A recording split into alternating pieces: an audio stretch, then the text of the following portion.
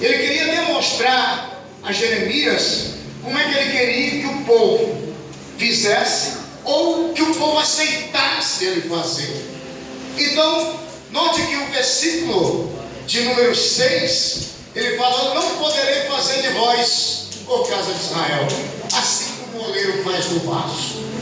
Aqui é uma olaria, não é essa de fazer tijolo, mas de fazer vasos. E se os irmãos notarem algumas especialidades, algumas coisas para que o vaso possa ser feito, nós muitas vezes queremos ser vaso. Há sempre um linguajar, há sempre alguma coisa que nós falamos por aí, e aí vaso, tudo bem, né? Tratamos os outros como vaso, queremos ser vaso de Deus, mas muitas vezes não queremos passar pela mão do oleiro e fazer com que, deixar que o oleiro faça o vaso que ele bem entender que nós somos.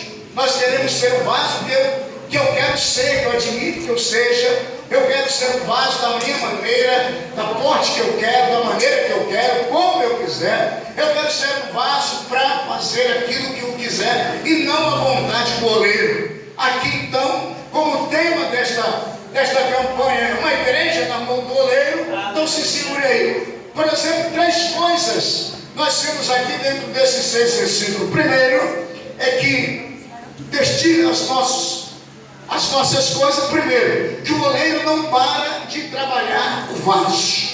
Se você olhar, ele está aqui no versículo de número 3, falando sobre esse que ele estava fazendo a sua obra. Ele não para. Na casa do oleiro não existe tempo, não existe pausa. O oleiro, que é Deus, como nós falamos lá em João capítulo 15, 7, se não me falha a memória, Jesus disse: o Pai trabalha até hoje e é necessário que eu trabalhe também. Então o oleiro, ele não para de trabalhar, ele não tem folga. Se você quer ser um vaso na mão dele, você tem que deixar Deus trabalhar dia e noite na sua vida e na minha vida, para que nós possamos se tornar aquilo que ele quer fazer. O oleiro não para de trabalhar, porque o vaso não é fácil de fazer, não é fácil de confeccionar. Eu não sei se alguém aqui já trabalhou com esta arte de fazer vaso de barro, mas o vaso não é fácil. O oleiro, ele tem que trabalhar de uma forma, quando ele vai produzir um vaso, ou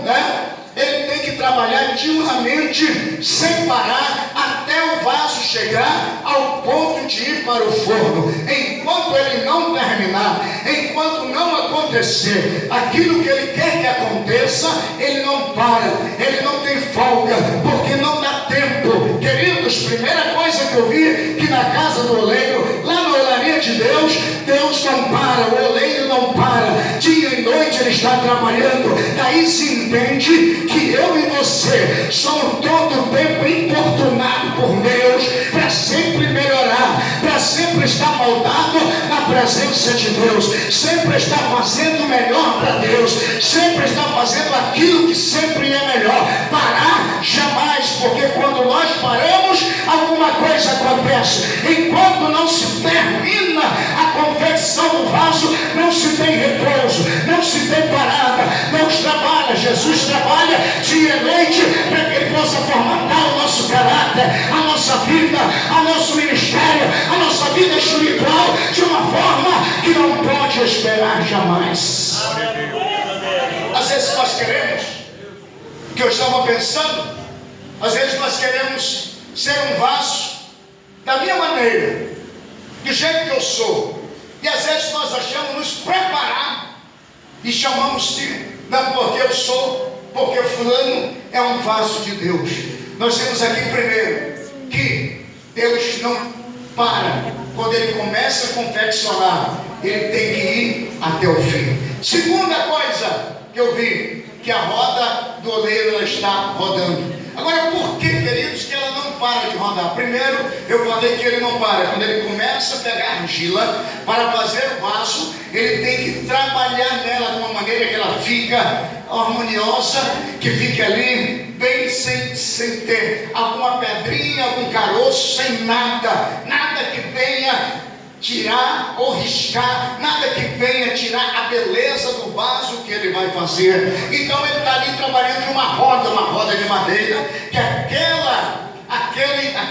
aquela massa, aquele barro, ela está rodando naquela roda, e enquanto ele não moldar, a roda não para. Qual é o segredo disso, pastor? O segredo é, queridos, para você entender e eu entender, que o oleiro não para, a roda não para, ele não descansa, não tem como parar a roda e dizer: vou tomar um copo d'água, vou tomar um café, vou ali merendar, vou dar uma pausa. Não dá. Enquanto quando você começa a fazer um vaso, só pode parar depois que ele termina, porque se a roda que está rodando ali e ele está moldando, se ela parar, o barro seca, secou, não tem jeito mais de ser moldado. É por isso que o barro precisa estar mole, para que ele molde da maneira dele. Eu estava lendo a Bíblia aqui nesta linguagem, diz que quando o barro caiu da mão do oleiro, se quebrou-se, mas a Bíblia na linguagem atual diz que ele então diz assim, olhou para o vaso e ele disse assim: esse vaso não está bom,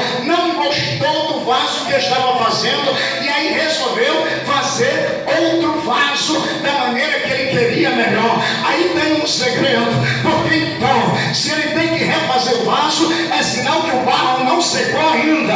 Ele só refaz com barro molhado, o barro úmido, cheio do Espírito Santo. Crente seco, crente sai do sol, não entende as coisas de Deus, não pode ser revelado por Deus, não pode ser, porque quem te faz ficar encharcado, pronto para ser moldado, é o Espírito Santo de Deus. Enquanto você estiver na roda e na mão do oleiro, você está rodando, sendo moldado a todo tempo. E se ele olhar para a tua cara, para o teu ministério, se ele olhar para você e dizer que este vaso não está bom ainda, ele torna a te quebrar, é fazer o vaso da maneira que ele quer fazer.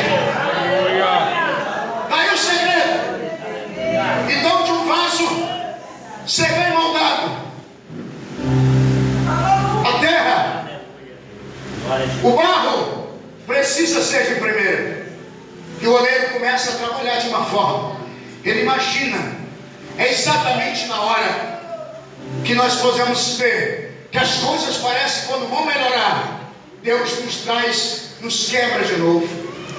Mas o quebrar aqui, como eu falei, não é o quebrar você seco, não é o quebrar você já assado, porque depois de assado, eu vou já chegar lá, depois de assado, só se quebra, não dá para fazer vaso novo, não dá para remodelar, não dá para emendar, porque assado não se derrete mais, se quebra, se esfarela. É por isso que Paulo disse lá no capítulo 4 de Coríntios que nós temos algo dentro de nós somos como barro, um vaso de barro, e temos um tesouro dentro de nós. Por que isso? Somos frágil, quebrável, porque o vaso, irmão, bem cozido de barro, ele é facilmente quebrável, mas existe algo dentro deste vaso quebrável, que é o Espírito Santo de Deus. É um tesouro maior que o homem pode acontecer. Segunda coisa que nós vimos lá na casa do oleiro é que a roda não para. Enquanto a roda estiver rodando, Deus está modelando você. Enquanto as coisas estiverem acontecendo, não se dê satisfeito com aquilo que Deus muitas vezes você está. Deus pode te mudar a qualquer momento. Deus quer mudar a qualquer momento. Se a igreja está na mão do oleiro, Ele quer mudar as nossas vidas, Ele quer mudar os nossos caráteres, Ele quer mudar as nossas identidades, queridos, para que possamos ser vaso de honra, para que possamos ser destaque. Igreja que não deixa Deus modelar, é a igreja que não tem comunhão com Deus. Mas se você tem comunhão com o Espírito Santo, você sabe que Ele está pronto a refazer a sua vida e as nossas vidas. Uma terceira coisa que eu vejo é que o oleiro não desiste. Aleluia, Deus. Deus não desiste de você. Por que isso, pastor? Quando Ele vê que o vaso não é perfeito, então Ele remodela de novo, Ele não vai desistir. Se o vaso cai da sua mão, Ele junta, refaz, amassa tudo de novo.